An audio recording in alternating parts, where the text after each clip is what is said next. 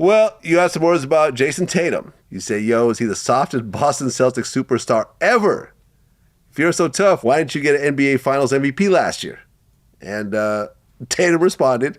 Yeah. Where he basically said, soft as ever, the upper lowercase response. Yeah. With a confused, silly emoji afterwards. Yeah. You really think Jayson Tatum's soft?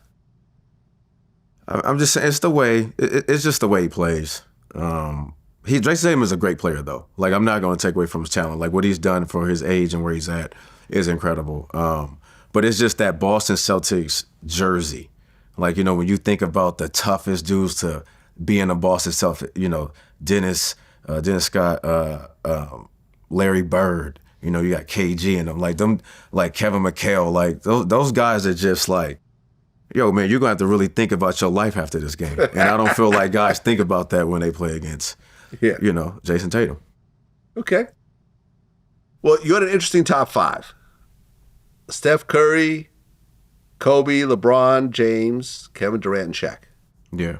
You said the reason why you didn't have Michael Jordan in your top five is because you were too young to really experience him in his prime. Mm-hmm. That's pretty fair. Yeah. Yeah, I was born in 1989. When Michael Jordan won his last championship, I was 8 years old. Come on. Right. Like, I don't know what's going on. I mean, Steph Curry, a lot of people say top five, some people say top 10. Mm-hmm. You came in the league with him. Yeah. You played against him. Yeah. When you look at him now, what do you think? That wasn't the kid. That wasn't the kid what they were saying on draft night. Too small, can't dribble, won't be in the league. Long, couldn't do this, couldn't do that.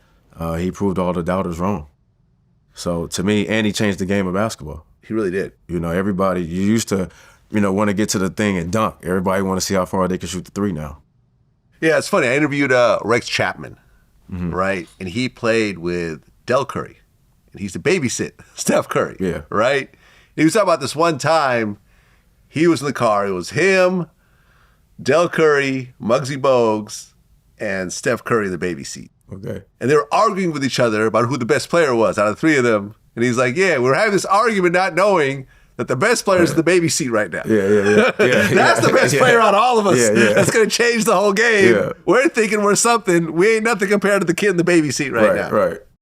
Now you're playing for Charlotte, and your teammates are Muggsy Bogues, who I interviewed before, and Del Curry, who is Steph Curry's dad.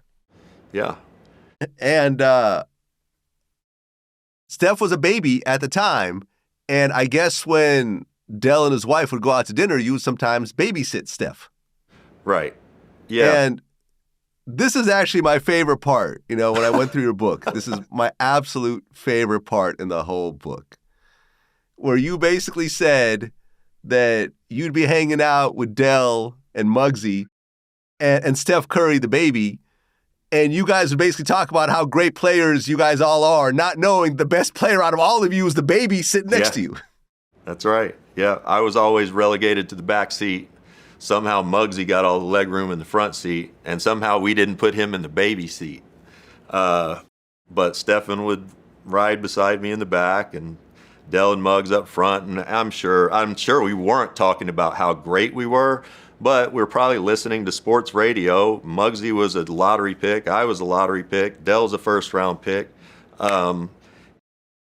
The idea that the baby sitting next to us would be the best player maybe in the world ever, or the greatest shooter ever, or even an NBA player at all, it was not even something that you would think about. Now, he was the best baby, the best little kid, the best, like all the way from born to the time he left and went to Davidson.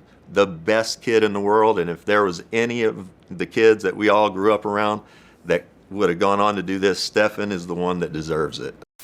But you've said that Kobe is your GOAT, period.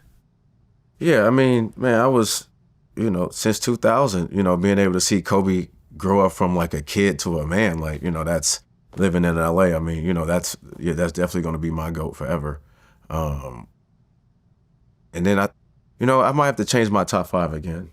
Okay, so Kobe is there, obviously. Yeah, Kobe's there. So who's your other top five? I got to put Tim Duncan in there. Okay. Yeah, I He got to doesn't get put Tim mentioned a lot. Duncan, Tim Duncan. Shaq, Shaq. LeBron, and Steph. Kobe, Tim Duncan, Shaq, LeBron, Steph Curry. Yeah. Hmm. That I've seen. Yeah. That I've seen to where I can understand basketball. I mean, Steph Curry just hurt himself. Yeah. Do you think it's pretty much it for the Warriors? I mean, well, they got game one. Right. So them getting game one is a good thing because, at least if Steph is out for a week, you could still play game tonight and then game 3 without him. So at the end of the day, you're going back home 1-1. Okay. I mean, if anything.